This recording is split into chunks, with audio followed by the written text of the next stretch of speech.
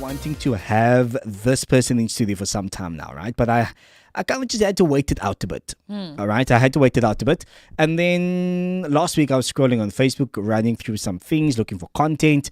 1, 2, 3. Kraaifontein Pray Walk Network pops up. 1, 2, 3, I see a video. Everything happens on 1, 2, 3. This is when people are meant to be here, and God shows you. 100%. Nee, nou is dit tyd om hierdie now it's persoon time. in studio te kry. So, checked it out, and he's chatting to a group of people, mixed with young people as well, and he's sharing his testimony, and it's such a beautiful thing because I know that he ministers as well in song at various events, but that short video was the first time I heard his testimony. Wow. And that was, I was like, no, I need to get him into studio to chat more about it. But before I introduce him to you, let me first speak to Sean Goosen, who joins us in studio right now. Of course, we are live on Facebook as well, so go ahead and check us out. Sean Goosen is from the Kraaifontein Prayer Walk Network. Sean, firstly, good afternoon to you. Thank you for your time and for joining me this afternoon. Hi, good afternoon, listeners, and thank you for having us on. When God moves, sometimes it takes a long time to answer, but He can answer us suddenly. Yeah. And His time is always the best time. So, yes, it's wonderful to be here, and thank you so much. I represent Kraaifontein Prayer Walk Network, and we are a group of men and women from different ministries that have come together. And the founders who came with the vision, Denver Dreyer and Carl Solomon, and among other people as well, had the vision around about 2016. Yeah. And so this came about. And I've been working with them since 2021, and we've seen God's hand move in the community. The community really needs help and change. Okay. And with Jordan coming alongside us as well, it's really touched people's hearts. Yeah. And I believe that today, when he shares his testimony, that it's going to reach people behind, listening to this message, that Jesus truly can set the captives free and heal the brokenhearted. Yeah. And this is what people need to hear.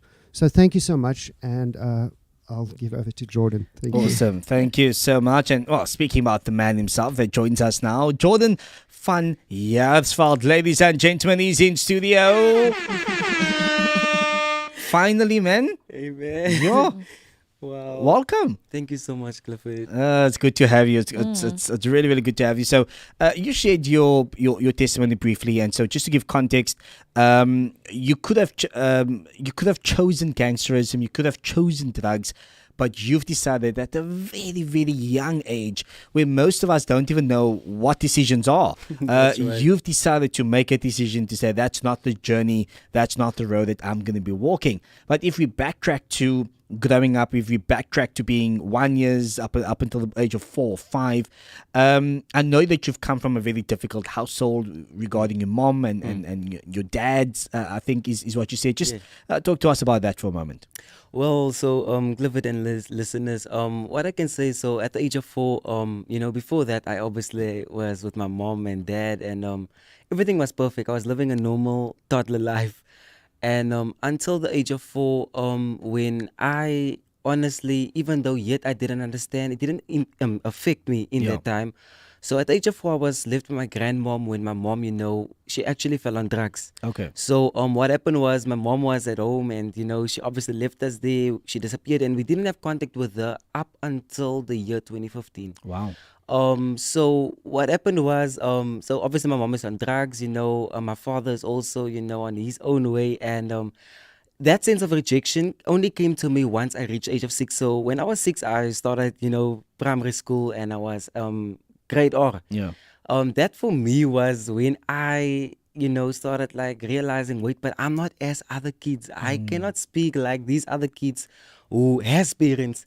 And, ever since grade R, we would come into these conversations where we would speak like, what, Jordan, or whatever, like my mom is this, my dad is this, so what is yours? Then I would have the shame because I don't know where they are, yes, I do know that they are somewhere out there, but I don't know what's happening in their lives. And that shame, besides the rejection now, I had so much shame to, confidently say, look, I don't have contact with my mom and dad. Yeah. And that was when I started feeling like someone who's been abandoned. And so at that age, especially when I started school, that was when the reality of, you are so alone started kicking in. Wow. And then obviously you were also I remember you shared that you used to lie. Just That's right. just for the sake of saving face. That's right. I mean, one can only but imagine. You're Yeah. young, you get odd. Surely you're gonna say what you want to impress and not to be embarrassed. So then okay. So then where were you living and who were you living with when your mom disappeared and when your dad obviously? So I lived with my mom's mom, my grandmom. Okay. So she and my granddad raised me. And obviously because of that, it's like they're gonna obviously ask like, why are you living with by your Yes. grandparents? So my excuse would literally be like, you know what, my mom is a doctor, my father's a firefighter, and I'm living with my Yeah. grandparents because of these shifts. Yes, you know? yes, yes. So Wow. yeah. Oh, that's a tough one. So at a young age, you started having rejection. How has that then affected you growing up? I mean, having that sense of rejection and shame and through the years, and one could only imagine, even getting to high school. Yeah. So obviously where it started, or what I would say where it started affecting me was in my education, but because of the lack of self-esteem. Yeah.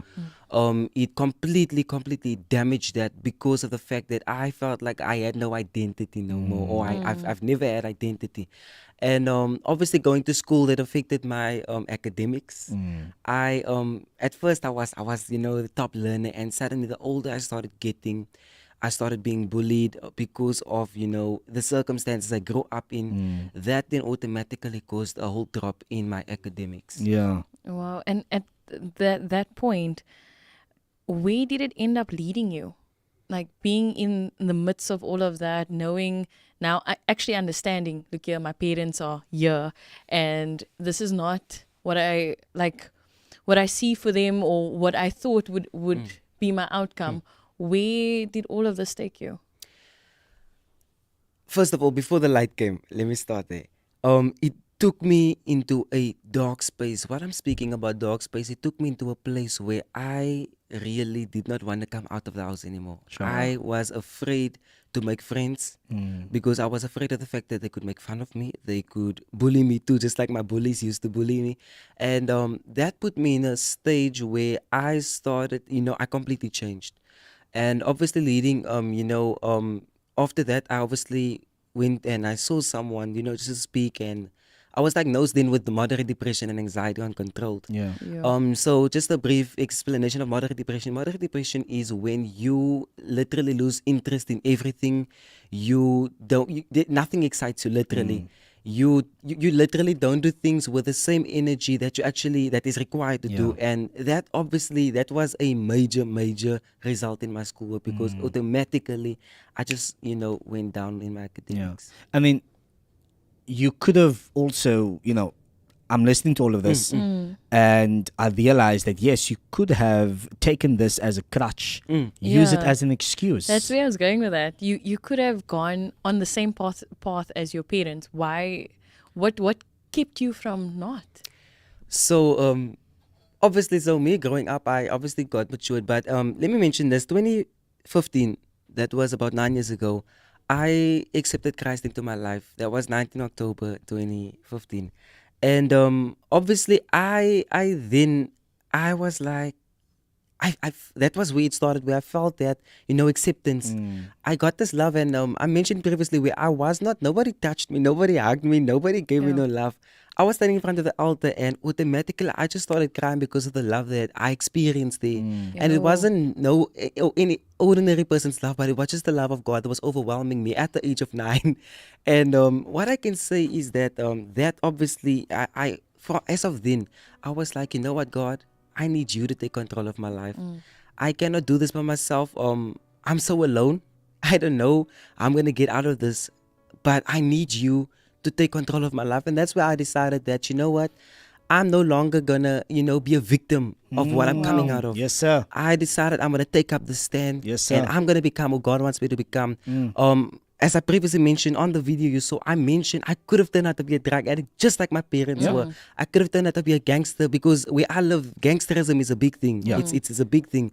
And I just thought to myself, why do you want to make choices based on your emotions when there is a God who's waiting open arms for you Yes, sir. just to come into his loving arms? Wow. Sure. And your life has been transformed. Oh, yes. Oh, We yes. look at you today, and you know, I know you mentioned it as well, and I could resonate to the fact that you shared this. That people look at you today and they see this version of you, and they assume you've had it good your life.